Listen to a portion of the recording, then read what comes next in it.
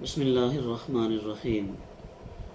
محترم ناظرین، ماہ رمضان المبارک کے 26ویں روزے کی مناسبت سے قرآن مجید کے 26ویں پارے کے مضامین کے ساتھ آپ کی خدمت میں حاضر ہوں۔ اس پارے میں 6 صورتیں شامل ہیں۔ پہلی سورہ مبارکہ سورۃ الاحقاف، دوسری سورہ مبارکہ سورۃ محمد، تیسری سورہ مبارکہ سورۃ الفتح، اس کے بعد سورۃ الحجرات، سورہ قاف اور سورۃ الزاریات۔ اس پارے کا آغاز سورۃ الاحقاف سے ہوتا ہے۔ یہ سورہ مبارکہ مکہ المکرمہ میں نازل ہوئی اور اس کے اندر زیادہ تر مضامین وہی ہیں جو کہ مکی صورتوں کا خاصہ ہے۔ اس صورت کے ابتدا میں قرآن مجید کی حقانیت کا بیان ہے اور اس کی آیت نمبر 5 میں کفار کے باطل معبودوں کا جواب دینے سے بے بسی اور ان کے پکار سے بے خبر ہونے کا بیان ہے۔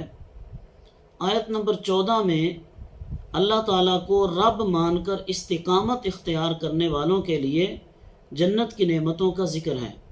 آیت نمبر 15 سے ماں باپ کے ساتھ حسن سلوک کا تاکیدی حکم ہے کہ ماں باپ اپنی اولاد کے لیے، خاص طور پر ماں جو اپنی اولاد کے لیے مشقتیں برداشت کرتی ہے، ان کا تفصیل سے ذکر ہے اور حسن سلوک کا تاکیدی حکم ہے۔ آیت نمبر 17 میں والدین کے نافرمان گمراہی پر جمے ہوئے اور آخرت کا انکار کرنے والے شخص کے برے انجام کا ذکر ہے۔ آیت نمبر 20 میں فرمایا کہ جس دن کفار کو دوزخ میں جھونک دیا جائے گا تو ان سے کہا جائے گا کہ تم اپنی لذیذ چیزیں دنیا کی زندگی میں لے چکے اور ان کا فائدہ بھی تم دنیا میں حاصل کر چکے ہو، بس آج تمہیں ذلت والا عذاب دیا جائے گا۔ آیت نمبر 21 سے قوم عاد کو حضرت ہود کی دعوت توحید، ان کے کفر پر ڈٹے رہنے اور عذاب کا مطالبہ اور تیز آندھی کی صورت میں اللہ تعالیٰ کے عذاب اور قوم عاد کی بربادی کا بیان ہے۔ آیت نمبر 29 سے حضور نبی کریم رؤوف الرحیم صلی اللہ علیہ وسلم کی بارگاہ میں جنات کے حاضر ہونے کا ذکر ہے کہ جنات کے ایک گروہ نے آپ کے پاس سے گزرتے ہوئے قرآن سنا اور جا کر اپنی قوم سے کہا کہ ہم نے ایسی آسمانی کتاب سنی ہے جو حضرت موسیٰ علیہ السلام کے بعد نازل کی گئی اور جو پہلی آسمانی کتابوں کی تصدیق کرنے والی ہے۔ ان جنات نے اپنی قوم کو کہا کہ اللہ کی طرف بلانے والے کی دعوت کو قبول کرو اور اس پر ایمان لاؤ، اس کے نتیجے میں اللہ تعالیٰ تمہارے گناہوں کو بخش دے گا، تمہیں دردناک عذاب سے نجات عطا فرمائے گا، اور جو شخص اللہ کی طرف بلانے والے کی دعوت کو قبول نہیں کرے گا تو زمین میں اللہ کی گرفت سے اس کے لیے کوئی جائے پناہ نہیں ہوگی۔ آخر میں سرکار دو عالم صلی اللہ تعالیٰ علیہ وسلم کو اولو العزم انبیاء کی طرح صبر کرنے کی تلقین کی گئی ہے۔ اس کے بعد سورہ محمد، یہ سورہ مبارکہ مدینہ منورہ میں نازل ہوئی۔ اس صورت میں ترغیب جہاد، مجاہدین کو بشارتوں، منافقین اور ان کی سازشوں اور مسلمانوں کو منافقین سے خبردار کرنے کا بیان ہے۔ اس صورت کے شروع میں فرمایا کہ کفار کے اعمال ضائع جبکہ مومنین کے اعمال مقبول اور گناہ مغفور ہیں۔ غزوہ بدر سے پہلے اسلام کے تفصیلی جنگی قانون نازل نہیں ہوئے اور یہ ہدایت نہیں آئی تھی کہ جنگی قیدیوں کے ساتھ کیا سلوک کیا جائے۔ اس سورہ مبارکہ کی آیت نمبر 4 میں فرمایا کہ جب جنگ ختم ہو جائے، مسلمانوں کو غلبہ حاصل ہو جائے تو جنگی قیدیوں کے ساتھ 3 طرح کا سلوک کیا جا سکتا ہے۔ انہیں قید کر دیا جائے تاکہ وہ مسلمانوں کو دوبارہ شر نہ پہنچا سکیں، یا ان کی اصلاح اور قبول اصلاح کی امید ہو تو ان پر احسان کر کے انہیں آزاد کر دیا جائے یا فدیہ لے کر ان کو چھوڑ دیا جائے۔ آیت نمبر 15 سے اہل تقوی کے لیے جنت کی نعمتوں کا ذکر ہے۔ جنت کی نہروں میں ایسا شفاف اور تازہ پانی ہوگا کہ جس میں کوئی باسی پن یا تغیر نہیں آئے گا، دودھ جیسی نہریں ہوں گی جن کا ذائقہ کبھی نہیں بدلے گا، شراب طہور کی ایسی نہریں ہوں گی جو لذت سے معمور ہوں گی، اور خالص اور شفاف شہد کی نہریں ہوں گی، اور ان کے لیے ہر طرح کے پھل دستیاب ہوں گے، اور ان کے رب کی جانب سے مغفرت کر دی جائے گی۔ آیت نمبر 20 میں حکم جہاد کے نزول کے بعد منافقین کے بزدلانہ رویے کا بیان ہوا، اور فرمایا کہ جہاد کے قطعی حکم کے بعد اگر وہ اللہ تعالیٰ کے ساتھ سچے رہتے تو ان کے حق میں زیادہ بہتر ہوتا۔ آیت نمبر 24 میں اللہ تعالیٰ نے فرمایا کہ اتنے واضح دلائل کے باوجود یہ لوگ قرآن میں غور کیوں نہیں کرتے؟ کیا ان کے دلوں پر تالے پڑے ہوئے ہیں؟ آیت نمبر 29 میں فرمایا کہ جن لوگوں کے دلوں میں نفاق کی بیماری ہے انہوں نے گمان کر رکھا ہے کہ اللہ ان کے دلوں کے فتنوں کو ظاہر نہیں کرے گا۔ حضرت انس رضی اللہ تعالیٰ عنہ فرماتے ہیں کہ اس آیت کے بعد کوئی منافق حضور صلی اللہ علیہ وسلم سے چھپا نہ رہا، اور پھر ایک موقع پر آپ نے منافقین کے نام لے لے کر مسجد سے باہر نکال دیا۔ آیت نمبر 35 سے مسلمانوں کو فرمایا کہ تم ہمت نہ ہارو، کفار کو صلح کی دعوت نہ دو، غلبہ تمہارے لیے ہے، اللہ تعالیٰ کی مدد و نصرت تمہارے ساتھ ہے، اللہ تعالیٰ تمہارے اعمال کو ہرگز ضائع نہیں فرمائے گا۔ مزید فرمایا گیا کہ جو اللہ تعالیٰ کی راہ میں خرچ کرنے کی دعوت پر بخل کا مظاہرہ کرتا ہے تو اس بخل کی سزا اس کو ملے گی۔ اللہ تعالیٰ بے نیاز و غنی ہے، پھر اگر وہ چاہے تو دین سے روگردانی کرنے والوں کی جگہ دوسری قوم لے آئے گا، پھر وہ ان کی طرح دین سے روگردانی کرنے والے نہیں ہوں گے۔ اس کے بعد سورۃ الفتح ہے۔ یہ سورہ مبارکہ بھی مدینہ منورہ میں نازل ہوئی۔ اس سورت میں فتح مکہ کی بشارت، بیعت رضوان، نبی کریم صلی اللہ علیہ وسلم کی تعظیم و توقیر کرنے، اور منافقین کے احوال اور صحابہ کرام کی قدسی صفات کا ذکر ہے۔ اس سورت کے شروع میں اللہ تعالیٰ نے صلح حدیبیہ کو فتح مبین قرار دیا۔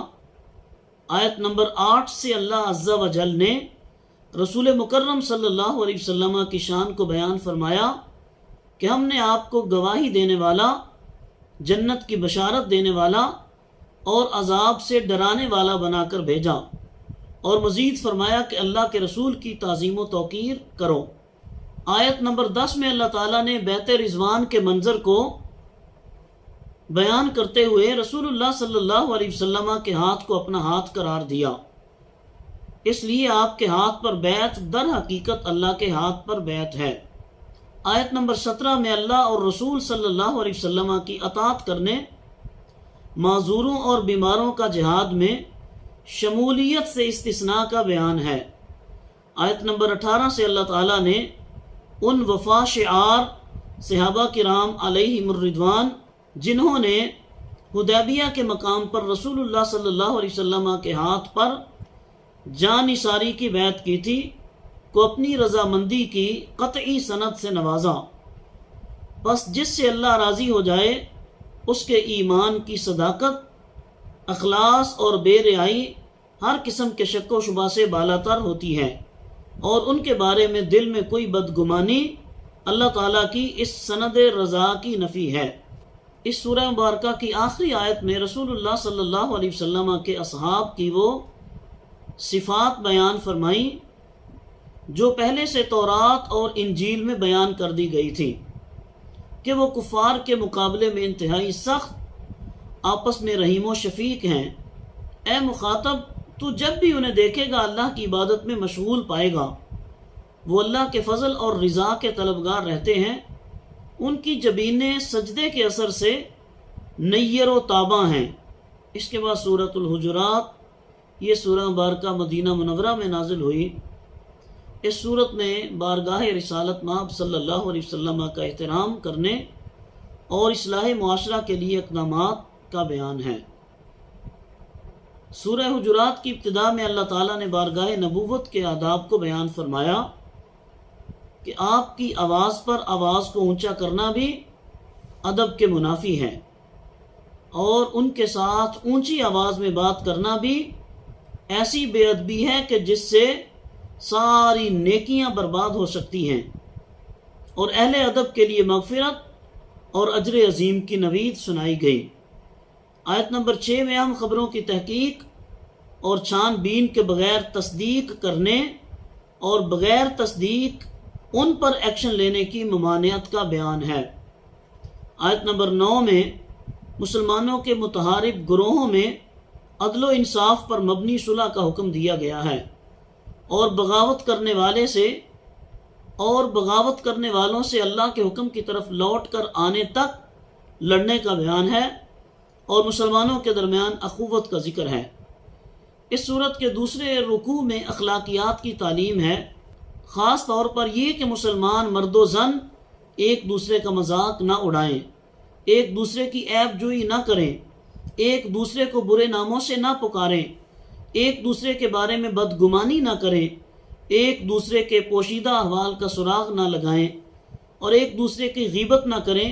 پھر غیبت کو اتنا گناؤنا جرم قرار دیا گیا کہ گویا اپنے مردہ بھائی کا گوشت کھانے کے مترادف ہے۔